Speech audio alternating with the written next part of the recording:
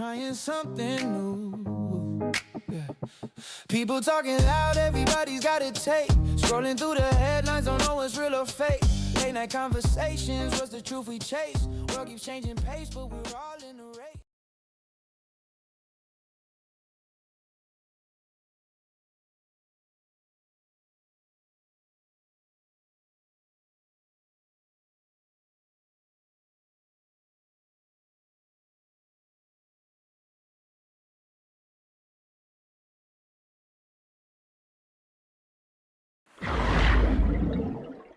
Culturally Clueless. Ben from Ben and Jerry recently left the company, but he is not standing still. He is in the process of creating a new ice cream flavor with the help of the public. So get ready and get involved. Melissa hit Jamaica hard. Hurricane Category 5 hit Jamaica, and unfortunately, it took several people's lives. And the Jamaicans are pretty peed off with the American tourists because they're very whiny, very entitled, and spoiled brats, according to them. With that said, salam alaikum and welcome to Culturally Clueless. Scrolling through the headlines, don't know what's real or fake. Late night conversations, what's the truth we chase? World keeps changing pace, but we're all in the race.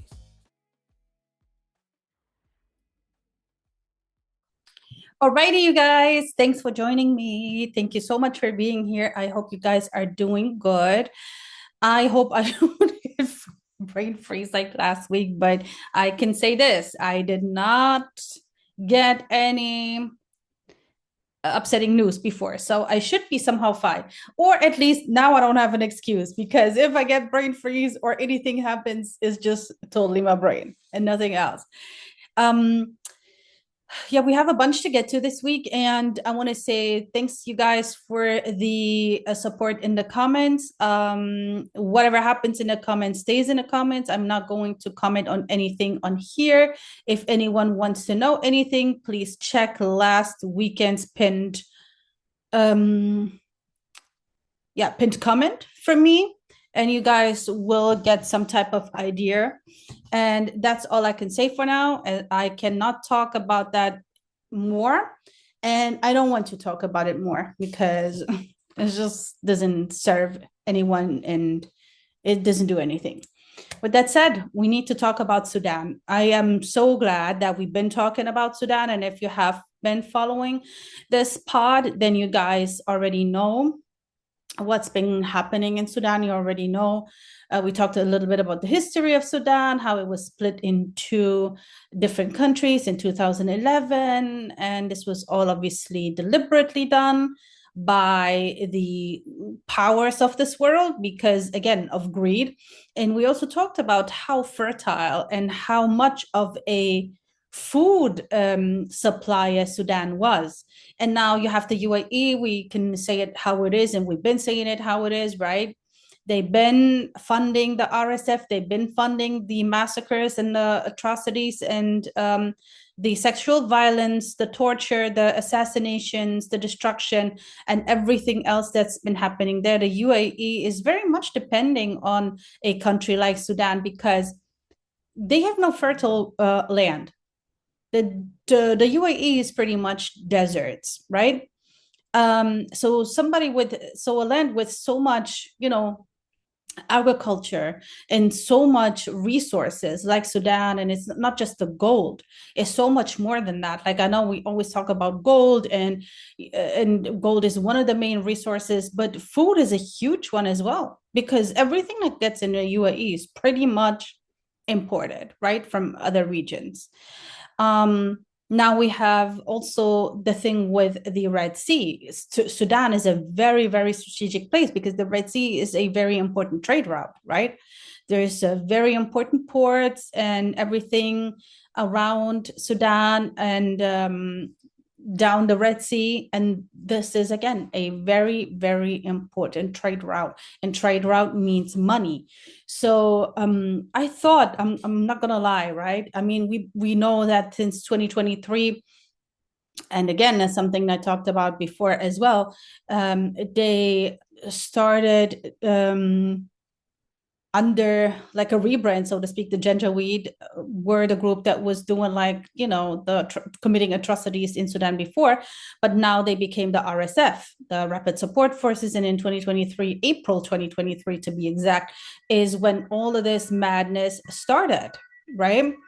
And there is a takeover from Al Fashir now by the Rapid Support Forces. And I'm going to be honest, we already know there was no they went for the capital right away to destroy the infrastructure, the communication systems, and everything. That's why we were not getting any type of footage from Sudan, right? And this is why I also say when it comes to Gaza, they want us to see what's going down, right? And now, apparently, now that they captured Al Fashir, and Al Fashir fell, Al Fashir, I was saying it's so weird.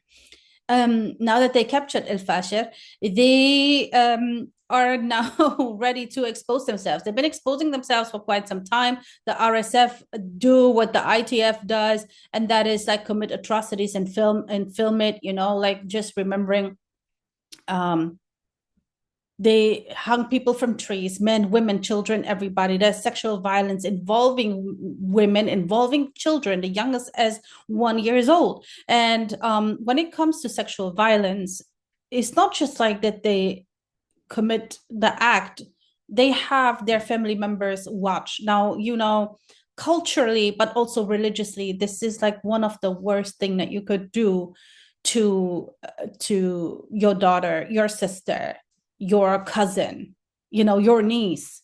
And they force brothers, they force fathers, they force uncles, neighbors, whoever is around to watch. And there was this video, and you guys, this video is haunting me till this day. I think about it every day, whether you believe me or not. And this is not me making it about myself. I'm just saying, like, I told so many people about it and they were just not seeing it. And it's just frustrating. It's hella frustrating. There was a video where there was a woman, a Sudanese woman, asking if Allah would forgive her if she took her own life because of the sexual violence she experienced and her family watching. She couldn't live with herself anymore. The sheikh didn't even know what to respond to it. This is so deep. I don't know. I think I remember I talked about it before. It's such a crazy thing, and I don't know what to say. Like, like we have the length people go to because of greed and power, ownership, to get ownership of something that doesn't belong to them. Resources should belong to everyone, right? The people of the land. There is a particular reason why these people of the land are on that particular land.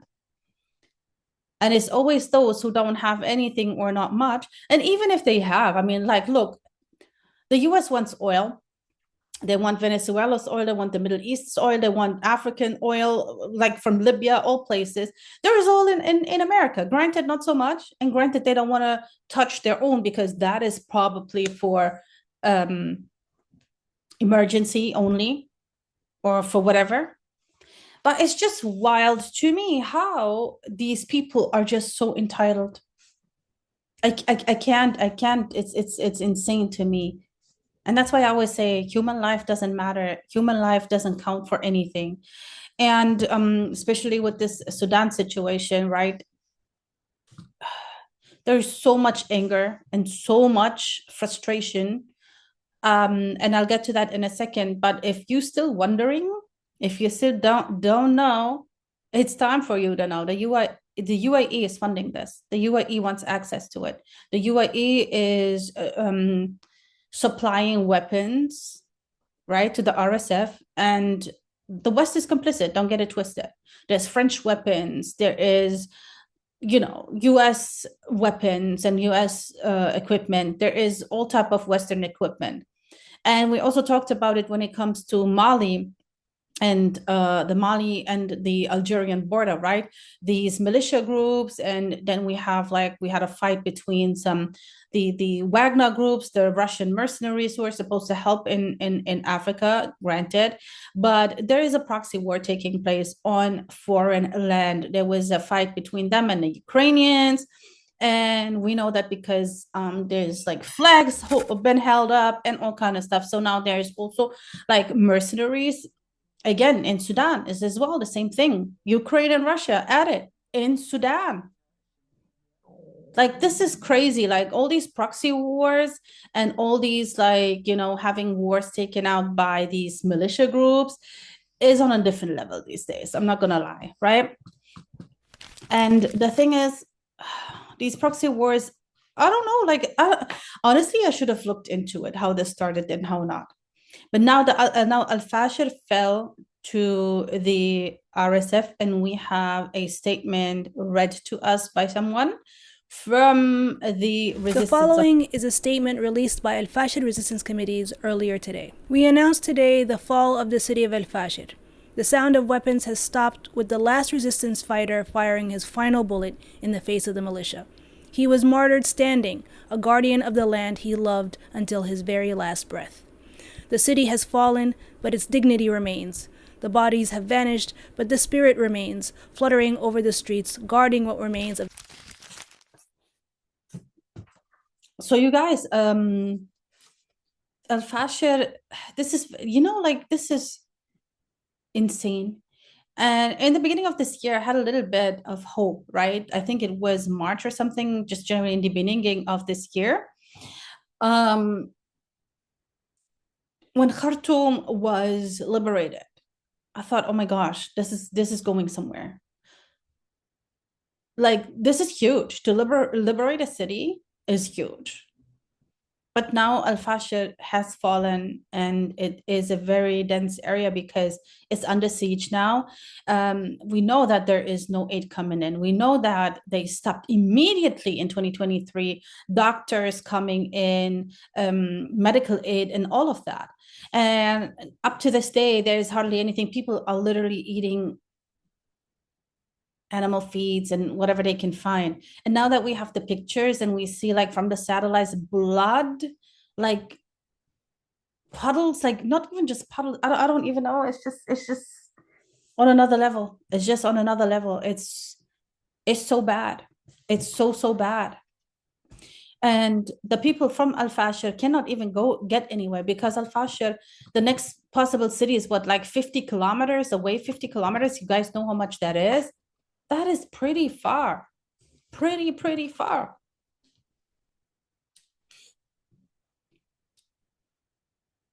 And check this out. The US is allegedly hosting Algoni Dagalo. He is an RSF leader, so a war criminal. Yeah, right? He is knee deep, or neck deep, head deep, whatever you want to call it, involved in this. He's a leader from the RSF.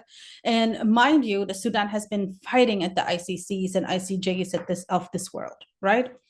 And now he is like saying basically what the RSF is doing. They're just like taking everybody out who is in their opinion, working with the SAF, the Sudanese Army Force. Okay, the United States government is currently hosting a war criminal and a RSF militia leader directly responsible for the genocide against the Sudanese people. RSF militia chief Algoni Dagalo is in Washington, D.C. right now. He is literally sanctioned by the U.S. government, and he is in D.C. meeting with our president right now. Dagalo was responsible for the procurement of weapons for Sudan's rapid support forces, weapons that killed and displaced millions of Sudanese people. His actions in supplying the RSF that's why they allegedly are taking all of these people out, but we know that there is a bigger reason. This is ethnic cleansing, guys. There's nothing else to it. This is ethnic cleansing. And now he's in the US. They say it's not a public and official, it's not an official invite by the US government. Okay, fine. And there's allegedly sanctions on him. Okay, yeah. But he wants to seek political recognition. And he wants to apparently get help or support for the Sudanese conflict. Language matters, y'all. Conflict is not even close to what's happening in Sudan. This is not a conflict. And also there's this false reporting of this being a civil war. No, it's not a civil war. It is not a civil war. And I know that there is a lot of confusion, and I am not an expert on Sudan. I yet have a lot to learn. But like some people are saying, okay, none of the both groups, whether the RSF or the SAF, are working for the people. Like everybody has their own agenda. All I know is there's people dying in ways that are unimaginable for the very, very wrong reason, for the very, very, very, very wrong reason, right? And there's something else that I want to talk about, because I always talk about like division being one of their biggest weapons. And unfortunately, it helps so much because, again, there's anti-Blackness in this world. Like the Black people are always at the bottom of the barrel when it comes, or the back of the line when it comes to empathy, compassion, understanding, or anything, right? They're always at the back of every single line. And I understand that. And that is very true. This is 110% fact. And unfortunately, it gets sometimes this far where people come for each other for the wrong reasons. One is saying, oh, don't say the Arabs are doing this. When the Arabs are doing this, most of us countries are Arabized, whether we are in the Levant or in North Africa, okay?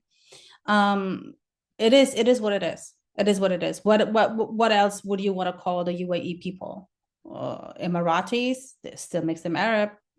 Saudis, what are they? Arabs, no? As far as I know, right?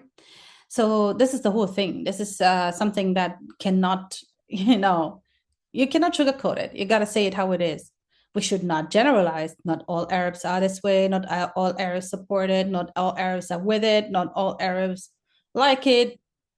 But it is Arabs who's doing it, and we need to hold the people who do these atrocities, these massacres, who stand and who fund, who enable, who want these things to happen. We should hold them accountable, no matter what race, no matter what ethnicity, religion, skin color, or anything they are. It doesn't really matter. And yes, there is a lot of frustration also from the African side and Sudanese side, where they say, why is Gaza getting all of this attention and Sudan doesn't? This is a very fair question. I always wondered as well, how does, like, you have sometimes two murder cases or multiple murder cases, and there's always one that makes it that goes viral. And sometimes this is not even like the most, and again, guys, I hate these disclaimers. Again, no murder is nice. No murder is softer than the other or better than the other. But there are some really atrocious way of taking out people. And sometimes the most atrocious don't even make it viral. So I don't understand the phenomenon myself, why one case goes through the rooftop and the others are just somewhere down in the basement, right? When it's the same tragedy, the same story, or even worse, as I was saying. So Gaza is right next to Israel. Israel is literally taking their land and occupying it. Gaza is right there. Gaza has not been getting recognition whatsoever. Yeah, every time there was something in 2014 or so, it was mildly reported on it, but in a way where people didn't care, where people didn't see. Now we have it documented. Now we have it on the phone screens. Now we have it. You can't escape it. Even if you try, you can't escape it.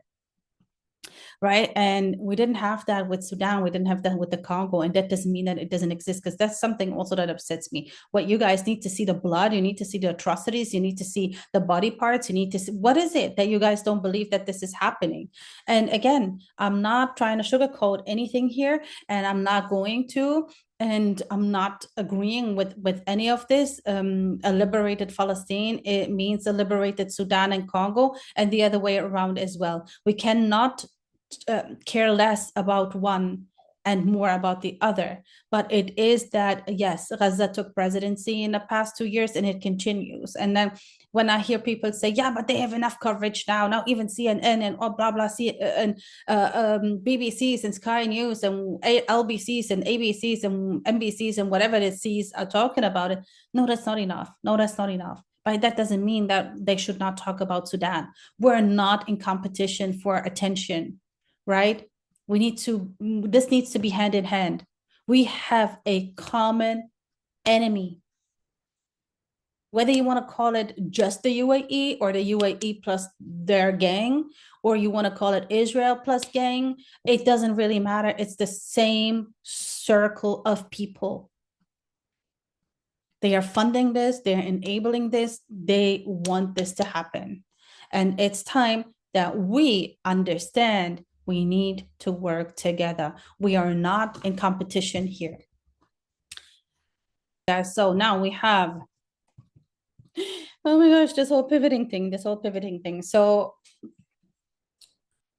I don't know who knows Sami Hamdi from you guys. He's an Algerian guy, a UK citizen. He's a commentator, a journalist. He's speaking on different events internationally, not just in the UK. He has a following. He definitely has a decent following. And he gets around. Okay, he gets around. He has a platform. And he was never, ever accused of any terrorism or anything to do with anything dodgy or dangerous of, let's say, society or the state, the country, wherever he lives in, right? So he was in the US and he was arrested, right? He was fleeing from the Bay Area, apparently to Florida. And of course, the ICE gang showed up and arrested him. And normally they would just deport him, but they detained him. Let's check out what Mehdi has to say. Sami Hamdi is a British Muslim, for those of you who don't know, British Muslim commentator, analyst, writer. He's a public speaker. He appears on British media. I know he's been on Sky News. He does a lot of events in the US. He speaks at a lot of Muslim American events. And he was speaking at the weekend at a CARE event, I believe, a Council on American Islamic Relations event in the Bay Area. And he was flying to another CARE event in Florida. And apparently, according to CARE, he got detained at the airport. And they are not just threatening him with deportation, but they've detained him. This is a British citizen, Swin. So according to his mother, he has been arrested and his visa was revoked. He had a visa to travel to the US because he travels to speak at Islamic conferences, congresses, events, whatever they may be. And that's why he was there. And now he's being detained. First, it was said, like Mehdi said, a week. But now we have the mom is saying it's going to take at least 2 weeks until he can see a judge. Right? So why not deport him? This guy actually they have nothing on him. They literally have nothing on him. And this just shows the hate for Islam once again. So we have to keep up with the story and see what happens. Let's see if there's any news coming out next week or the week after, because they said it's going to be taken up to 2 weeks. I mean, the UK doesn't really care much. The call to action here is if you're in the UK or even not in the UK, if you're even in the US, call your representatives. Okay, make it a thing. There is somebody who is arrested for like what? Nothing? That's what's up. Like people get arrested for nothing.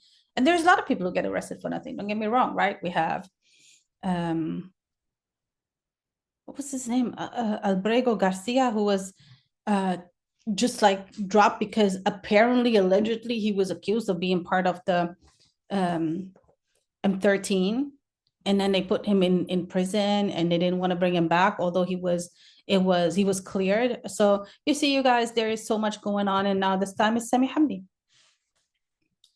because of his political stance, right? And about Gaza, about Palestine, about everything. So let's, since we're mentioning Gaza, let's talk about the ceasefire, the supposed ceasefire. There is supposed to be a ceasefire in place since October 10, and we all know that it never lasted. And now it's actually official. It's not lasting, because we talked about it last week, about the IDF soldiers that died because they drove over some explosive, but of course it was like always Hamas. And now, check this out. The Israeli army has been dumping massive quantities of garbage, construction debris, and other waste hundreds of meters inside Gaza, Haaretz reports. Footage verified by the outlet shows Israeli trucks crossing the border, unloading waste along Gaza's roads, some 200 to 300 meters inside the strip, then returning empty. The waste comes from IDF bases, staging areas, and construction work along the border, where Israel's built fences, roads, and barriers during the invasion. Ain't that wild? Like, really wild? Like, I don't even know what to say, y'all. So this is verified by Haaretz, a Israeli newspaper.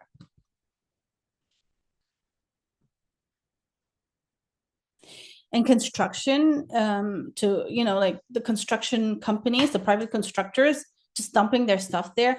I mean, trust the people from Gaza to be creative enough and inventive enough to make it work for themselves somehow. But it's disgusting, because I'm just speaking. I'm not saying they are going to make it work, or they can, just like,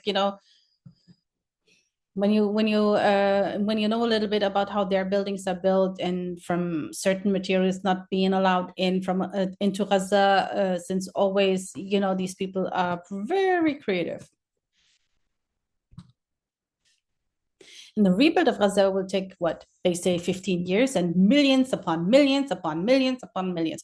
But when can this happen? When Netanyahu ordered to break the ceasefire. Prime Minister Benjamin Netanyahu has ordered the military on Tuesday to immediately carry out what is called powerful attacks in Gaza. Let's go live now to Hamda Salhout in the Jordanian capital, because Israel has banned Al Jazeera from reporting there. Hamda, what are you hearing? Because we do have a ceasefire in place.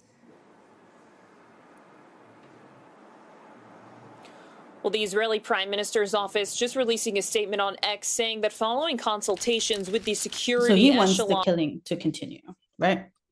Almost 600 people have been injured so far again, and there is no aid coming in. And I think over 200 or 300 people now are not alive anymore. And we still have the disgusting statements, like recently a small church was saying there is a huge need in settlements in Gaza. They're still talking about settlements in Gaza, like bringing back the settlements to Gaza and everything, which was their plan from the beginning, where everybody was like, no. Well, yeah. This is the crazy part. Like, this whole ceasefire, I mean, the UAE and Saudi Arabia, they were not cool with it. They didn't like it because they wanted Israel to finish what they started, right? Now this is the whole thing that they have this thing with Donald Trump. Like, you know what I mean? Like, you're gonna get the millions, trillions, billions, whatever it may be. You're gonna get this, but we're not cool with the ceasefire. I don't know. Like, all they care about is money. And this is something that this so-called leader that they appointed for Gaza, Tony Blair, is worried about: economy, how to make the economy work, how to make Gaza into a gold mine. Right? And as Candace put it, I hope that if this comes to be, all of you Gen Zs shame your parents, your grandparents, or your co-workers, your friends, your neighbors, or anyone that you see who vacates there, because this is disgusting. And it's not just disgusting, it's actually... It's weird. It's just weird. I'm not gonna lie. And when we're talking about the West, and the West is at it, Trump has another playground something. I mean, it's new to him. Maybe, I don't know, but it's not new to the U.S. because the U.S. has been trying to topple the government in South America, particularly also in Venezuela, because of the resources of oil, crazy resources. We talked about it, and this is the guy who always claimed he doesn't like war, he doesn't like killing. Right? This is the guy who said this. Donald Trump has blown up multiple boats off the coast of Venezuela, killing many people. I don't think we're going to necessarily ask for a declaration of war. I think we're just going to kill people that are bringing drugs into our country, okay? We're going to kill them. You know, they're going to be like dead. Currently, the United States buildup of military assets around Venezuela is greater than it's ever been. Right now, what we've got is the USS General Ford Carrier Strike Group. This is carrying up to 90 aircraft. It's accompanied by several... This is absolutely insane, right? Like when you look at how much of the stuff that they put there, like in military equipment, in fighter jets, in boats, in ships, in drones, in everything, it's beyond me. And him talking about like we're gonna just go and kill, like the way he puts it is also like a different level of disgusting. And now they because he said like a week ago or a couple of weeks ago that they have the sea under control, they want to go for the land, but nobody's really kind of like, you know, like this costs a lot of money when you look at what they have there. I guess that's the reason why you guys in America don't get any food stamps anymore.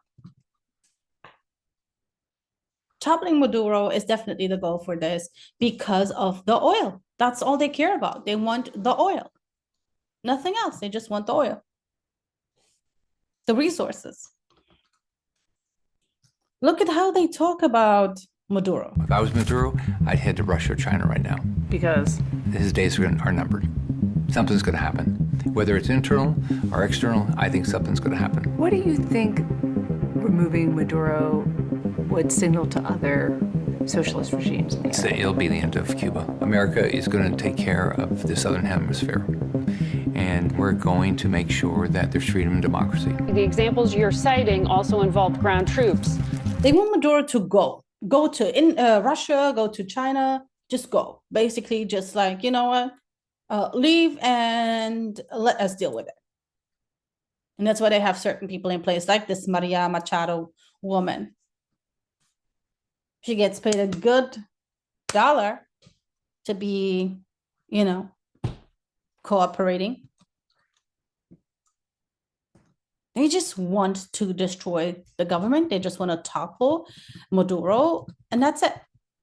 But they're not fully admitted to wanting to attack the land, right? Because remember, you guys, they had to start the narrative. When they bring like drugs into our country, we're gonna have to take them out, right? Yeah, we're gonna be watching. We're gonna have to be watching. We are going to have to. And now let's move to the UK, right? The UK that's also complicit in so many things. It's very interesting, right? I've been watching this for a few weeks and to see if there was any developments. So I want you guys to meet this guy here. Hi, my name is Fahad Ansari. I'm a solicitor specialising in national security cases. Tomorrow I am going back to the High Court to continue my legal challenge against the police for stopping and detaining me under Schedule 7 of the Terrorism Act 2000. During that stop and detention, they interrogated me for up to 3 hours about my political views and my clients. They also seized my work phone containing confidential and privileged client data and communications. At the last... Yep. This guy here, he was under the Terrorism Act arrested, as he was saying. And this is the same Terrorism Act and Mafia Act, whatever, like they arrest the mafia as well or something like that. This has been a law from a while back. And the journalist Richard Medhurst was arrested under the same protocol. The Pali Action members and participators and many, many more. There's actually many more arrested people because they spoke out, because they had a sign for whatever reason, you know, that have been arrested. And this is what I was saying. Some people go viral, others don't. Some cases we didn't hear of yet. It doesn't mean that they don't exist. it's the same. We see certain ICE arrests, but we don't see everything. And who's to say this was the worst or the mildest? So they're accusing him. Check this part. And it'll just be a conversation between the police, the Home Office and the judge. The courts have recognized time and time again that this is an inherently unfair process. What they try to do to mitigate the unfairness is they will appoint a security vetted lawyer called a special advocate.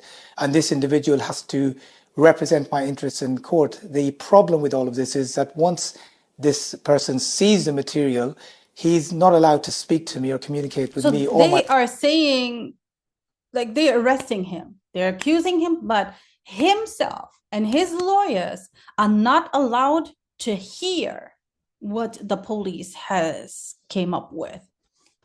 It's going to be in a secret hearing. That is insane.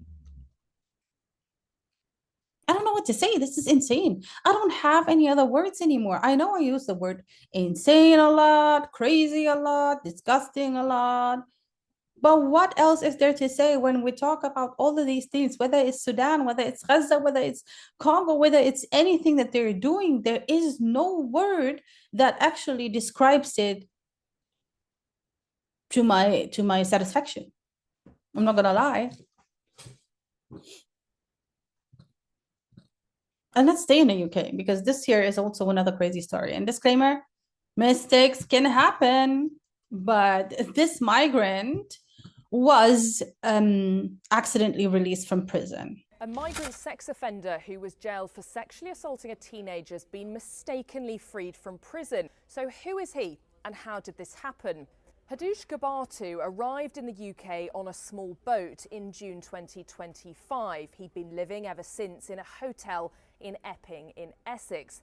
Then in September, he was jailed for a year for sexually assaulting a 14-year-old girl and a woman in the same area. So first problem I have with this case, so you're going to sexually assault a 14-year-old, right? And a woman, and you're only gonna get 1 year. Mind you, the guy arrived in June this year in the UK on a boat, how they said, right? For whatever reason, he fled from Ethiopia, from his country. I don't know why. And I'm very much aware that all of these migrants who are coming in, a lot of them are highly traumatized because they come from war zones, because they come from very, very, very ugly situations. We don't know, even if they come from no ugly situations, we still don't know what their background is. We don't know what their mental condition is, but the mental condition, we don't know that. Like I'm not gonna put like all of the crime on them and like pass the white people or us who already grew up here and who are known to so many people here, but we are from foreign lands, you know. So when these people come, like in this case, right, this guy, they gave him 1 year in prison for sexually assaulting a 14-year-old. I'm sorry, but it's going to probably take a very long time, if not forever, for this girl to actually get over it, and for the woman as well. So we have two people here who have been sexually assaulted. A 14-year-old girl and a woman in the same area. Kabatu was due to be released from HMP Chelmsford to be immediately deported to Ethiopia. But instead of being transferred to an immigration detention centre, he was mistakenly released. So what then happened when he was freed? Well, he travelled a mile from the prison to Chelmsford train station. Then he took a train to London Liverpool Street. That train— Yeah, you guys, so there was a manhunt. He went to London, he did what he did, right? And again, mistakes can happen. But for me, mistake number 1 year.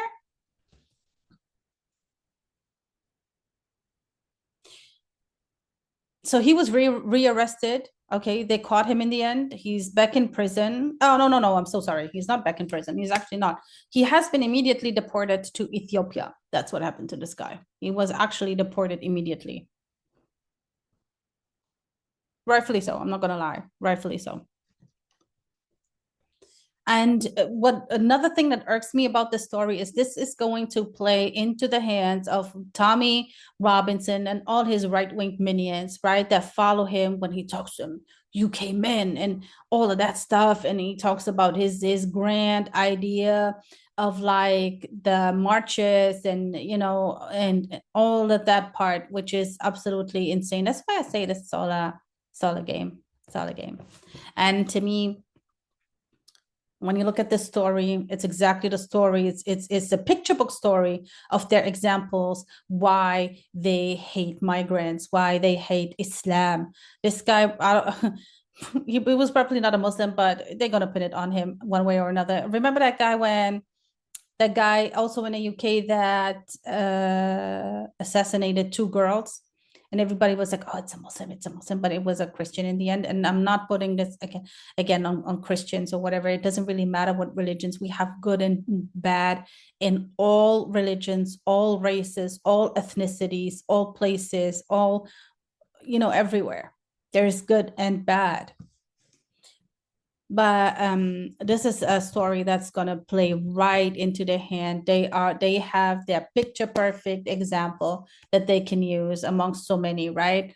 And they gonna gloss over the sexual abuse that happened to a couple of a few women actually also in the UK of color, a few brown women.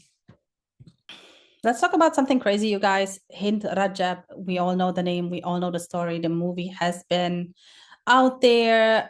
All of a sudden, all of these big names attached their names to it, you know, whether it's a Brad Pitt or, you know, a good few names have been attached. And yes, as we talked about it as well, it gets more attention with the big names attached, but the story is what matters. Hind's voice is what matters, and Hind's family's voice is what matters, right? So she was assassinated. Oh my goodness. She was assassinated by the IDF, right? And 6 members of her family and 2 members from the 2 aid workers, basically. Okay.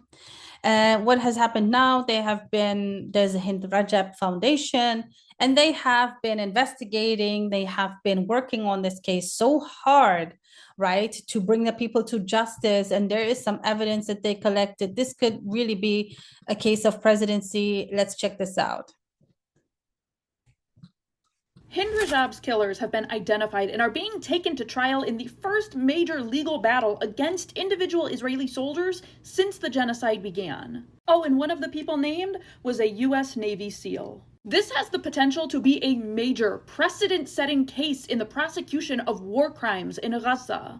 Earlier this week, the Hind Rajab Foundation submitted a filing to the International Criminal Court in The Hague naming 24 Israeli soldiers and commanders They are literally naming and identify 24 people, right? There's a company that works under one of the brigades of the IDF, funded by Israel, of course, right?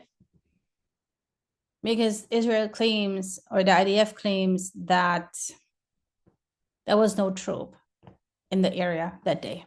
Really? And commanders responsible in the killing of Hind Rajab, 6 members of her family, and 2 Palestinian Red Crescent paramedics who were there to rescue her. The filing contains detailed evidence identifying the Vampire Empire Company, which is operating under Israel's 401st Armored Brigade, as well and as— Hind is just one of many, many, many stories.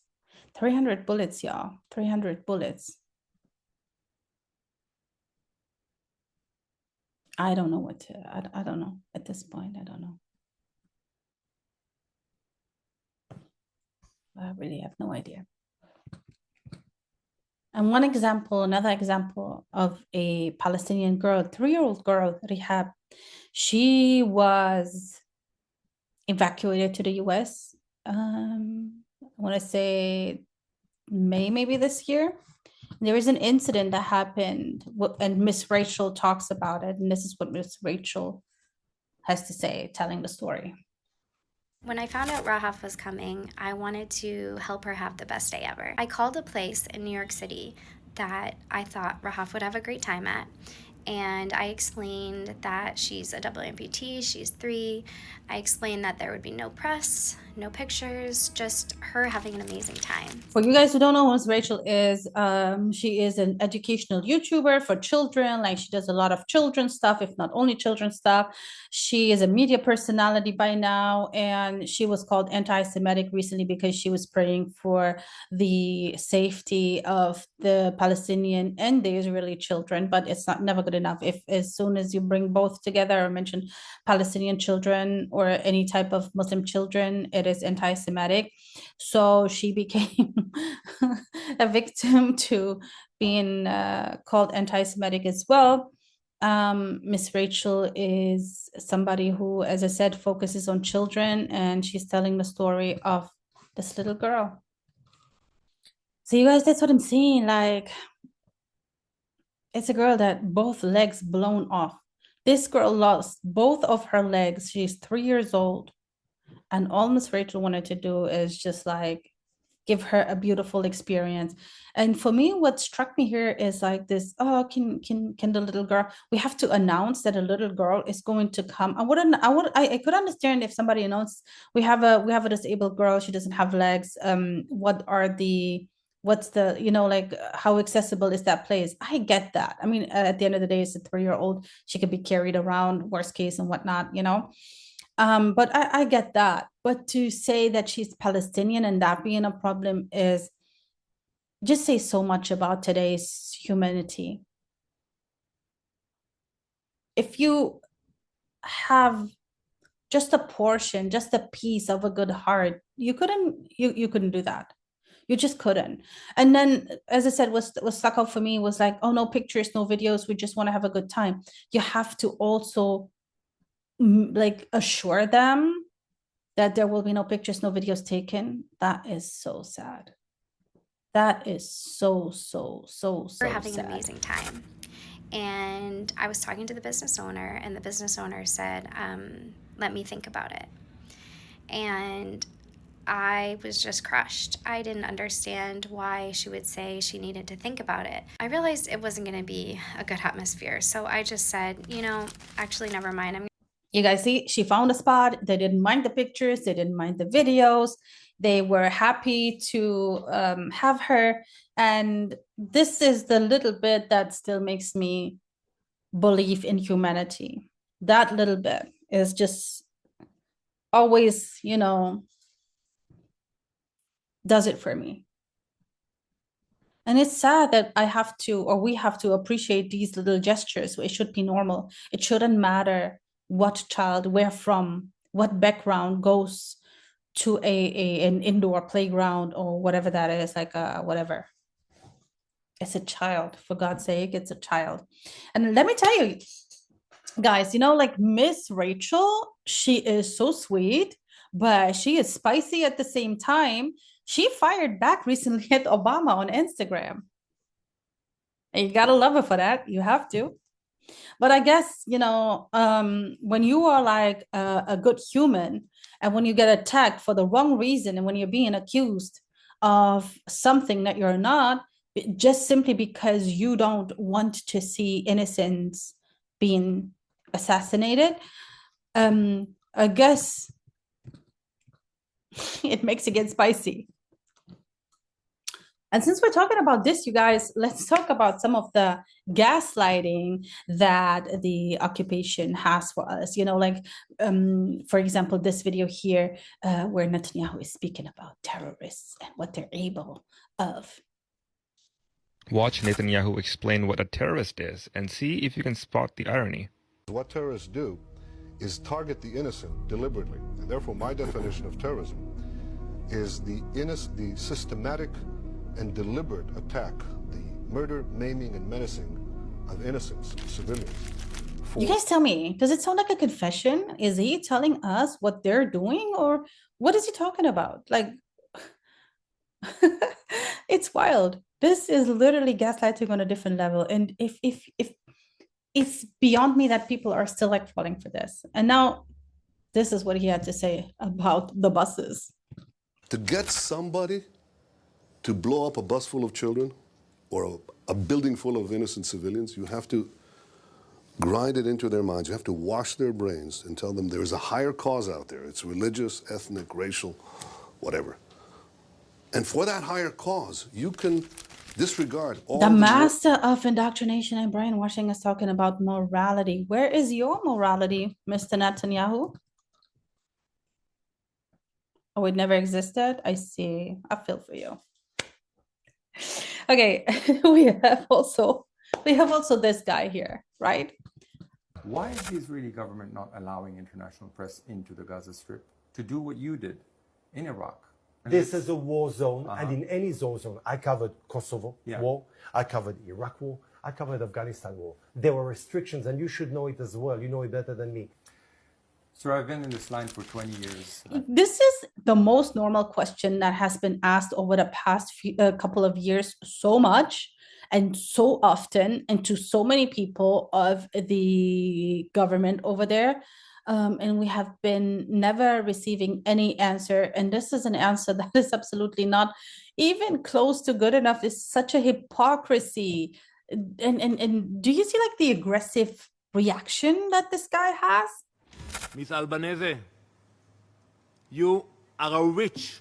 Yes, you heard that right. Danny Danon, Israeli representative at the UN, just called the Special Rapporteur for Palestine a witch. His choice wording is in response to a 24-page report Albanese delivered that identified 63 states in the collective crime of genocide. So both have been covering war zones. But in this case, he says this is different. The excuses are so lame. I don't understand how people buy into them. And the last piece of gaslighting is actually my favorite, to be honest, because I feel like all of this, what we've been talking about, we already know. It's just sometimes important to remind ourselves of this, okay? So now we have finally a proof for something that has been out there, that has been saying, a lot of people have been talking about the Hasbara agencies, and you can apply to them where they approach you so that you can become an influencer on their behalf and, you know, just like advertise for them. And there's so many of these people apparently, but India has been caught doing what it does best. If you are in the UK, in the US, or wherever, like English-speaking country for the most part, you probably experience when calling your phone company or your internet provider or any type of service where you have to call a call center, you probably experience that this call center was not in the country that you're in, but in India, right? Because India runs a lot of call centers, you know, customer service for so many companies in the West because it's just cheaper. It's just so much cheaper, right? And as I said, they've been caught doing what they do best, and they've been like accounts on X that have been caught being Indian instead of like Israeli as they claim. So check this. Yes, check. It's being discovered now that a massive amount of Israeli accounts on X are actually ran by Hindus in India, LARPing as Israeli Jews. This is one of the largest Israeli accounts on X. He goes by the name Vivid Prowess, Proud Jewish, Proud Zionist. For years, this account has been pretending to be from Israel, but recently it's been discovered that the account is actually ran by somebody named I mean, we've been known now that Elon is a fraud. And I don't know how we could possibly have believed him, even if it was like, for me, I never believed him 100%, but I believed a little bit and I was hoping for the best, that freedom of speech matters, right? To everyone, like it's like, you know, like freedom of speech matters and it's important that we all have it, when in reality it's just like exclusive to people of choice, right? So he has these accounts ran by people in India, and as we all know, the Hindutva, the right-winged Hindu people who are hateful towards Muslims and hateful towards Christians as well, are working hand in hand with the said people. So yes, they are going to run these campaigns through India, which is the most normal thing to do. And it's insane. It just proves how little their group actually is of supporters. But it's still a lot. Don't get it twisted. It's still too much. And again, however they're going to combat this whole location tag, it's going to be interesting, but I'm sure they'll find a way about it. And since we're about all of this gaslighting and trickery and whatever they are doing, it is so crazy. And I think this is a very nice compilation put together, and it's very sad that this said compilation that we're going to look at exists, where people have to put this particular disclaimer out. Check. If I do die, by the way, it was definitely someone who was in favor of Israel, maybe the Israeli government itself. I just want to be clear. Anything happens to me, blame the Zionists. Like 1000% blame the Zionists. I would never take my own life. I would never take my own life. Okay? You hear that, Israel? I would never take my own life. So you guys see all of these celebrities have to put on, not just celebrities, public figures, politicians, literally so many different people, commentators, journalists, particularly, right? Particularly because they have been targeted very much so. Even like normal people, I feel, they have to put out this disclaimer. Let's watch. To publicly clarify that she is not suicidal. She wrote, I am not suicidal and I'm one of the happiest and healthiest people that you will meet. And if something happens to me, I ask you all to find out which foreign government or powerful people would take heinous actions. Americans in their hearts believe Israel did it. They have that reputation. It's insane. We're living in a world where people have to declare this, you know. Oh my goodness. Oh my goodness. Oh my goodness. And last but not least, what I have today is something that I don't know why we still have to talk about it, why we still have to address it, because again, it's just not being accepted, I guess, whatsoever. But bro, they exist and they're okay. They have a good life. Otherwise, they would have left, wouldn't they? You tell me. Let's check this out. Check on Kasparian. Oh, yeah, Kasparian, is that her name? Yeah, Anna Kasparian with Tucker Carlson. My father was actually born in Damascus. Your father? My father, yeah. He was born in Damascus. When he was 2 years old, though, the family wanted to move back to the homeland. My grandfather really cared about that, so they moved to Armenia. But it was difficult because at that point, when the diaspora was moving back, the Armenians who never left, like there were cultural. You guys see, this is insane. Like we're still talking about that there are Christians and Jewish people and atheists and all kind of different people who are not Muslim living in countries such as Iran, such as Palestine, such as Lebanon. I don't know. Do people know by now that they're Christians, that they're Lebanese Christians and Lebanese Syrian people? Do you guys know that? Like, if you like, you guys, I don't know how many YT people we have. What we have actually here part of this.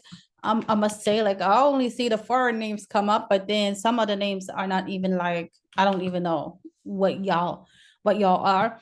But like, I would like this to be actually a survey where you guys go ask your colleagues, your coworkers, your neighbors, if like just engage them in a conversation about whatever, and then just ask them if they are aware that there are Lebanese Christians and Lebanese Syrians. Lebanese Syrians. Oh my goodness. I mean, Syrian Christians, of course, and regardless, like Christians living in other countries, like the Armenian Christians that she was talking about in Iran, right? Oh, by the way, shout out to the editor who is half Armenian and he lives in Egypt. And there's Egyptian Christians, you guys. There are. Believe it or not, it's something that you should also ask when you engage your neighbors or whoever, like whitey people from the whitey community in a conversation. And not just the whitey community, there's also like a lot of foreigners. They might not know. And it's 2025, you guys, we should be a little bit more educated, okay?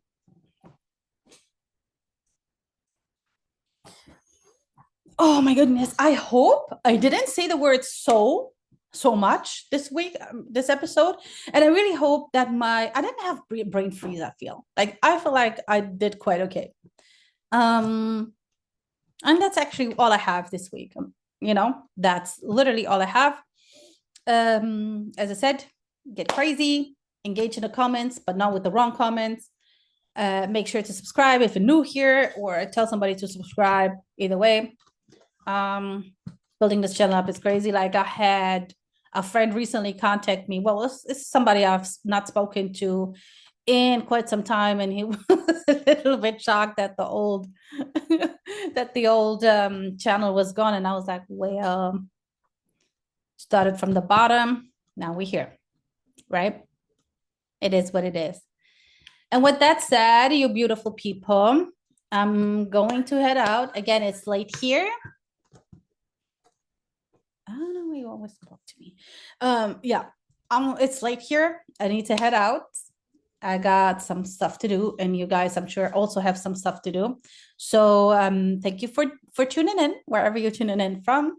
And I see you guys. With that said, peace out. And salam alaikum. Trying something new. Yeah. People talking loud, everybody's got a tape. Scrolling through the headlines, don't know what's real or fake. Late night conversations, what's the truth we chase? World keeps changing pace, but we're all in the